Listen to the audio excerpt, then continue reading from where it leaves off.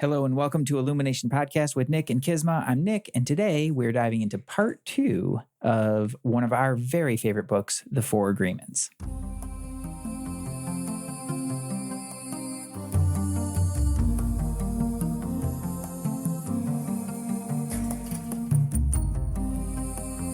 Hello and welcome to Illumination Podcast with Nick and Kisma, bringing you ancient wisdom for modern day success so that you can have the mindset to get your life and business set. As always, thank you for tuning in. And if you're new to the podcast, take a quick second to hit the subscribe button in iTunes, SoundCloud, or Stitcher.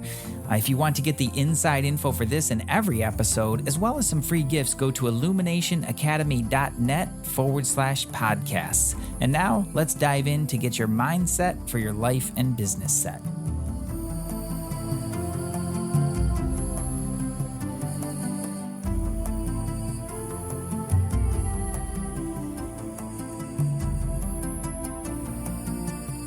Hey there, Kisma. Well, hello.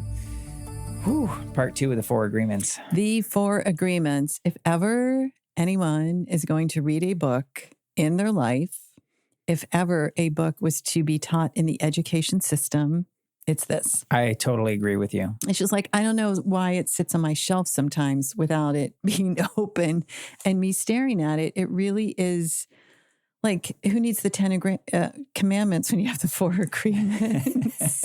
Totally simplified. And those 10 commandments come off being really scary. But these are just like, they make so much sense. It's such an incredible book by Don Miguel Ruiz. In last episode, we talked about, the first agreement, be impeccable with your word. Yeah, we dove into that. And I actually wanted to circle back. I know we brushed on it, but the basic premise of the book about agreements and that whole part where he talks about our world and our worldview and our beliefs being a result of agreements. And I just think that this entire concept for how we've constructed our world is so incredibly important. It's all agreements. And what's tricky about that is that a lot of times those agreements are just made either like unconsciously or just by default. Yeah. So we've seen this, and I think this is kind of an important piece, well, for any time, but particularly we're recording this kind of leading into the holiday season here, is that you have spoken and unspoken agreements with the people in your life. This is so true. And with yourself. And with certainly with yourself, is like always. But for people who are on their personal development journey, you start to change. You want things to be different. And if you don't consciously remake those agreements with other people, that causes conflict, right? And so then people start to wonder what's going on with you, or they get offended because you do something different, or they get confused by all of that. It's like making and remaking and being clear with agreements is incredibly vital. Like, it's so important. Absolutely. And to be fair, if you're in a personal growth or spiritual growth journey and somebody around you isn't, and all of a sudden you want to change agreements and you expect them to buy into it, there might be a little conflict there, a little confusion, I should say. Right. And we've seen this, when experienced this, as couples in particular, where in your relationship, particularly in your intimate relationship, your immediate family relationship, there are all these agreements that have just kind of been made, right? A lot of times it's just, especially family stuff, you just walked into it. That's just the way it was. Right. And maybe you never ever talked about it, but on a certain level, you agreed. You bought into it, and you're like, oh, okay, cool. That's just how it is. And then you start to change. And like, those agreements are still in place. Everybody else is still playing the same game. Right. They're still having the same agreements. And somewhere in there, if you changed your mind, that's going to change the whole dynamic. Yeah.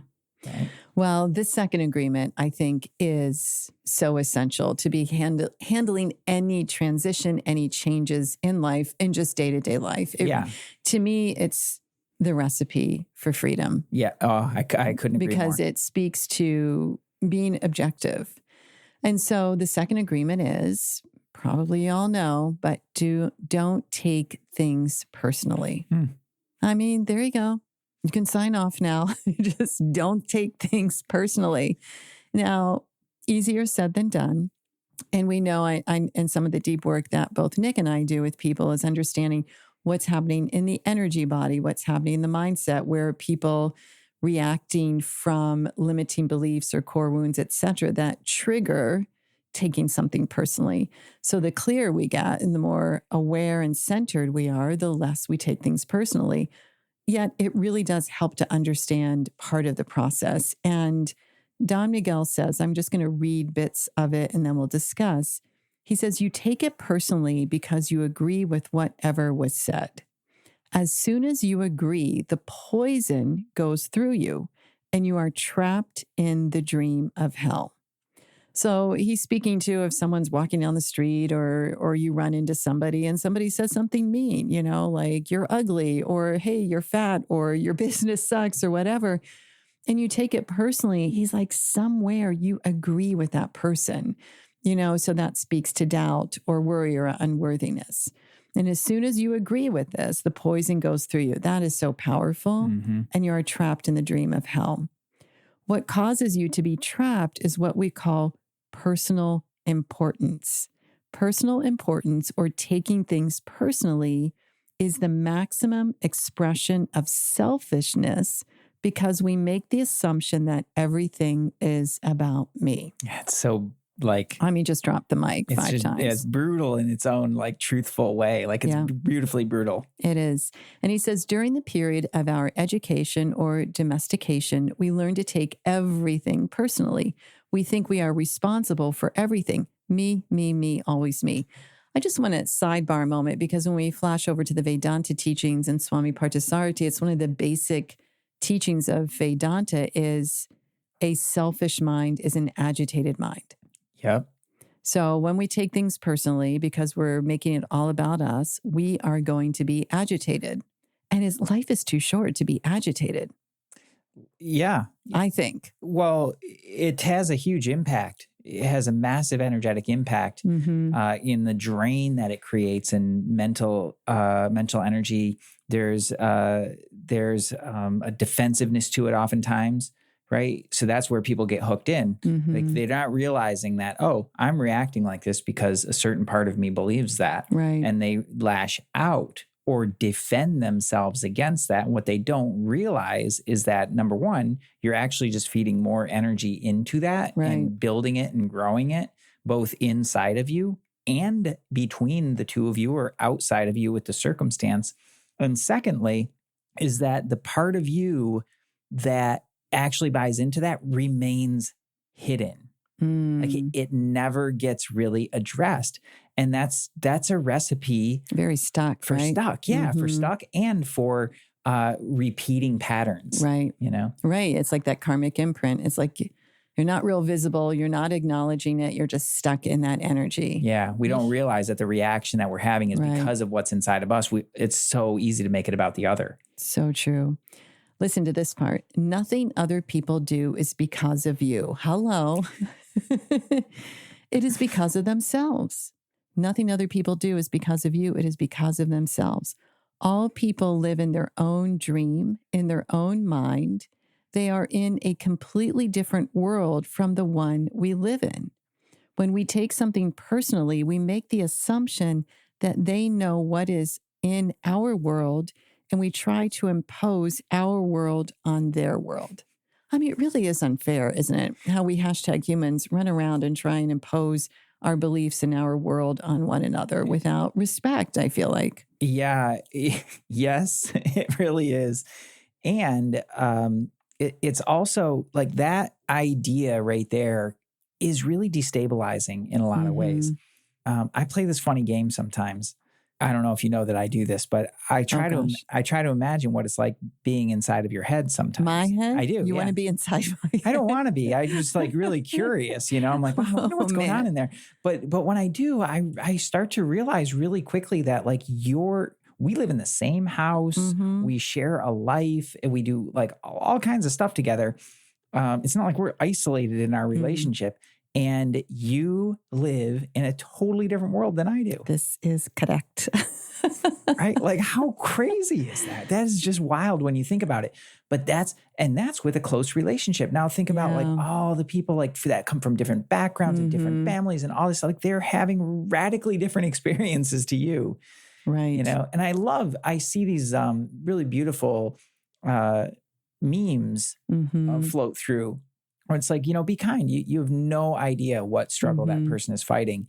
And it's a really helpful reminder, but he, you know, the way that he breaks it down there, man, like, it's not about you. It has nothing to do with you. Even when a situation seems so personal, even if others insult you directly, you're fat. It has nothing to do with you. What they say, what they do, and the opinions they give are according to the agreements they have in their own minds. Their point of view comes from all the programming they received during domestication. Oh my gosh. So if somebody comes up and says, man, you're ugly, look at your hair, whatever, it's like, who did they hear in their family calling other people ugly? Or they were called ugly? Or was this big, like domestication, man? Yeah. His thing on domestication at the beginning of the book is worth rereading and rereading to really understand like how the belief structure and the agreements get built. Right. You know, and it creates these dream, you know, the dream of the world that he calls it the dream of hell. You know? And Swamiji, I love that always about Swamiji. He always said that, you know, heaven and hell are not physical locations. They're states of consciousness. States of consciousness residing right between your ears, everybody, in your head. It's wild when you think about it. It is wild. We can make a heaven or a hell right now. Take a breath. And Don Miguel goes on to say, if someone gives you an opinion and says, hey, you look so fat, don't take it personally, because the truth is that this person is dealing with his or her own feelings, beliefs, and opinions. That person tried to send poison to you. And if you take it personally, then you can take that poison and it becomes yours. Taking things personally makes you easy prey for those predators, the black magicians. They can hook you easily with one little opinion and feed you whatever poison they want. And because you take it personally, you eat it up. It is like when we talk about frequency and vibration, you take something personally that is hurtful from someone who isn't thinking and they're having their own issues, but it's clearly not a high vibe when someone comes up and insults you. But if you're staying in that, and you're taking it personally, you're creating a vibration in your field that is what? Going to attract more of these instances or those kinds of people that aren't high vibe. Right. And then it's like you said earlier, that energy just starts to build in layers and it gets really sticky. Before you know, everything is about you and you're taking it all personally. That's right. Because your brain is super smart. Your brain will go through your set of experiences and start to find things that support whatever case that you're building inside of your head. And that's those layers upon layers. And the truth of the matter is that you are 100% responsible for what goes on in your head and 100% responsible for your energy. Right. Right. So if you accept that responsibility, you have the opportunity to do something about it. If you ignore that and externalize it, you're in the same thing. Right. Well, I have some questions, but you go. Okay, let me grab this next paragraph. It's so good. When you take things personally, then you feel offended, and your reaction is to defend your beliefs and create conflicts. Need to be right. You make something big out of something so little because you have the need to be right. See? Oh, he called it right there. He called it right there because you have the need to be right and make everybody else wrong. That is such an exhausting way to live. And I know we've all been around people who do that. They immediately defend themselves because they need to be right and they make everybody else wrong. And it is exhausting to be around it. Yeah. And if we're going to be 100% honest, like we've all done we've all done it. We've all been there. Hello. You also try hard to be right by giving them your own opinions. In the same way, whatever you feel and do is just a projection of your own personal dream, a reflection of your own agreements. What you say, what you do, and the opinions you have are according to the agreements you have made. And these opinions have nothing to do with me. It is not important to me what you think about me, and I don't take what you think personally. I don't take it personally when people say, Miguel, you are the best. And I also don't take it personally when they say, Miguel, you are the worst. I know that when you are happy, you will tell me, Miguel, you are such an angel. But when you are mad at me, you will say, oh, Miguel, you are such a devil. You are so disgusting. How can you say those things? Either way, it does not affect me because I know what I am. I don't have the need to be accepted.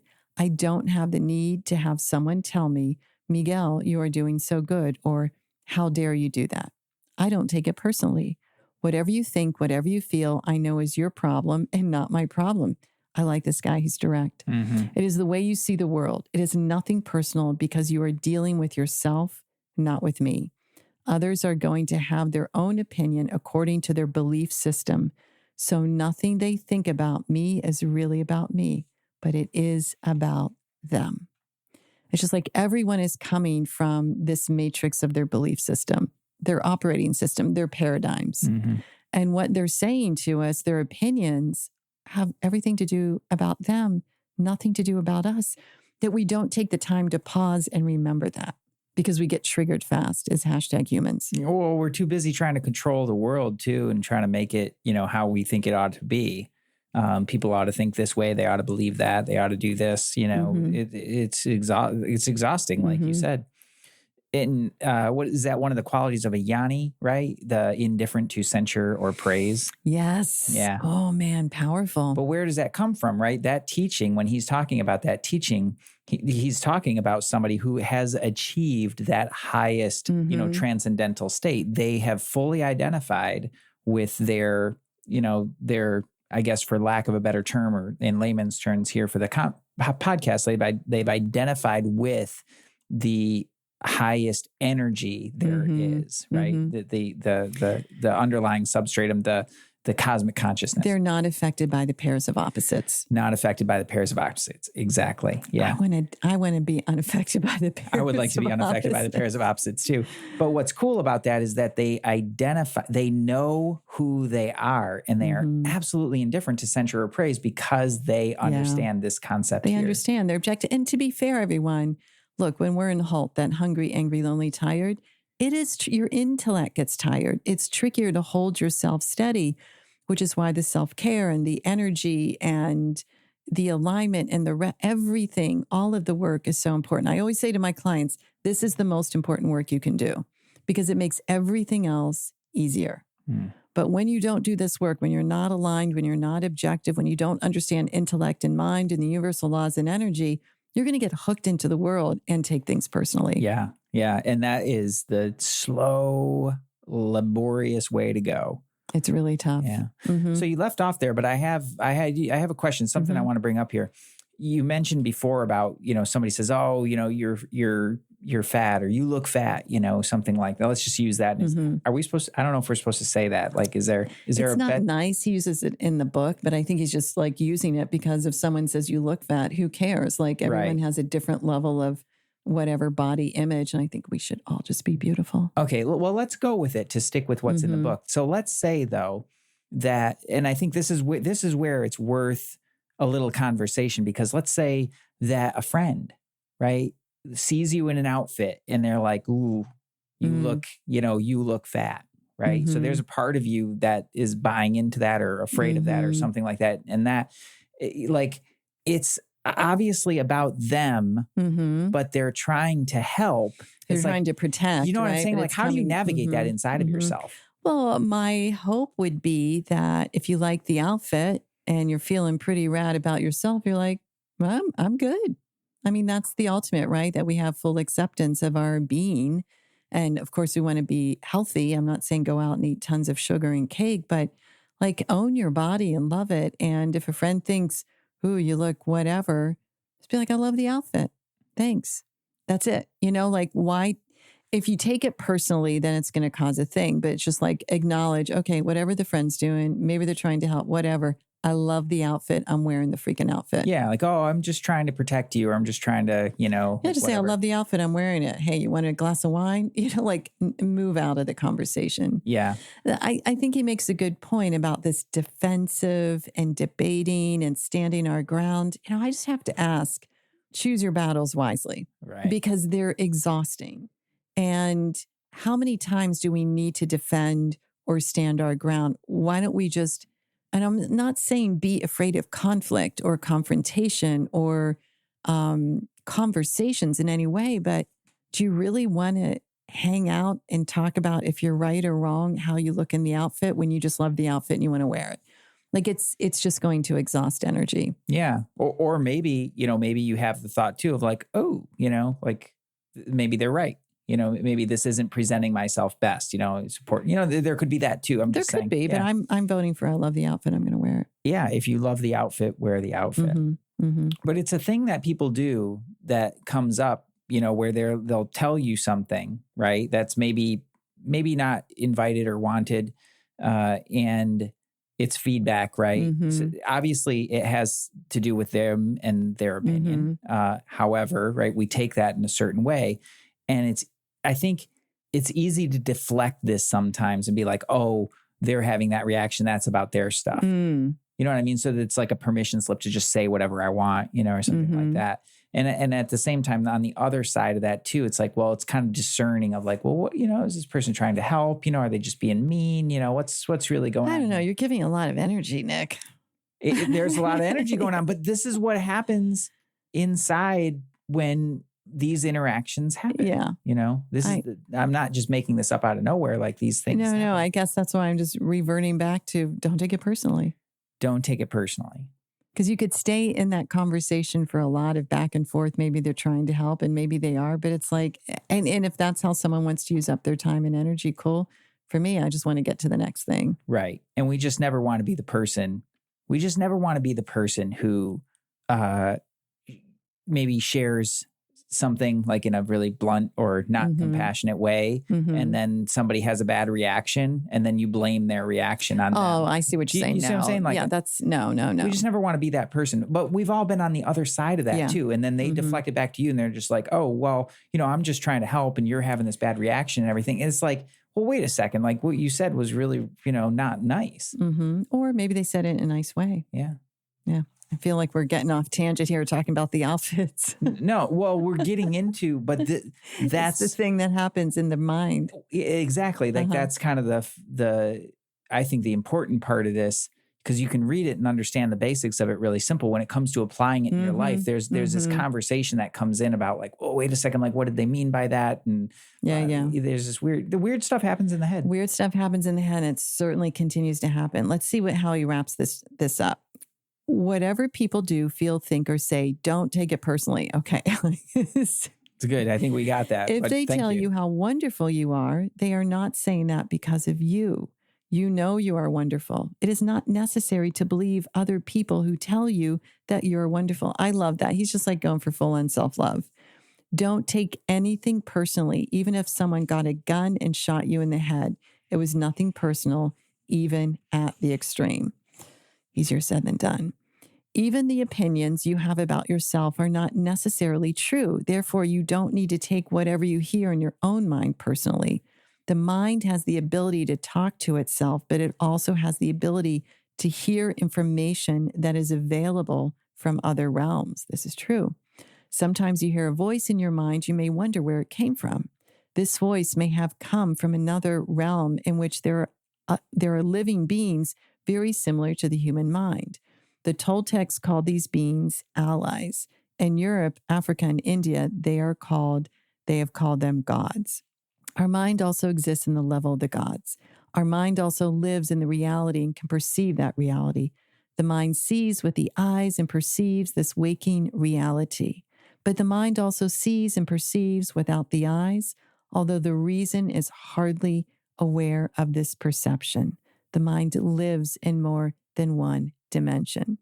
There may be times when you have ideas that don't originate in your mind, but you're perceiving them with your mind. Whew, trippy. You have the right to believe or not believe these voices and the right not to take what they say personally. We have a choice whether or not to believe the voices we hear within our own minds, just as we have a choice of what to believe and agree with in the dream of the planet. It's deep, man. He gets really deep with that when he gets into the other realms. And, you could look at that as like, yes, there are other realms. Yes, there are beings. We're hearing voices. We're getting hooked into other frequencies.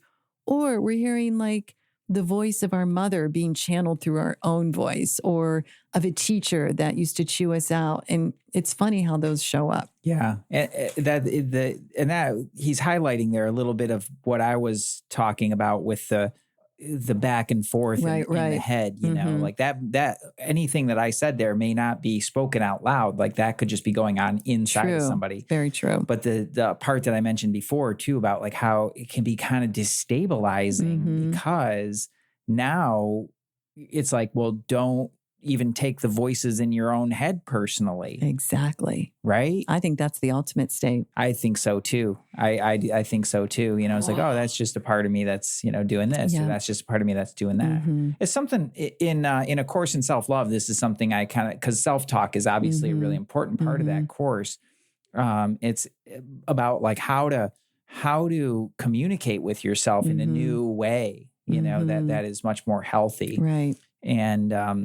And that's part of it, is recognizing that we do have all these different aspects of ourselves, you know, voices, beliefs, all sorts of things. And it's not to say that we're schizophrenic. It's just to say that that's the human condition, is layers and layers of all this stuff. And we have to learn how to get those parts to talk to one another so that they can resolve their differences and so that everybody can be on the same page. Right. Because otherwise we're just fighting against ourselves. Let's not fight, everyone. Let's not do that. Let's not take things personally. Let's not take it personally. So be impeccable with your word.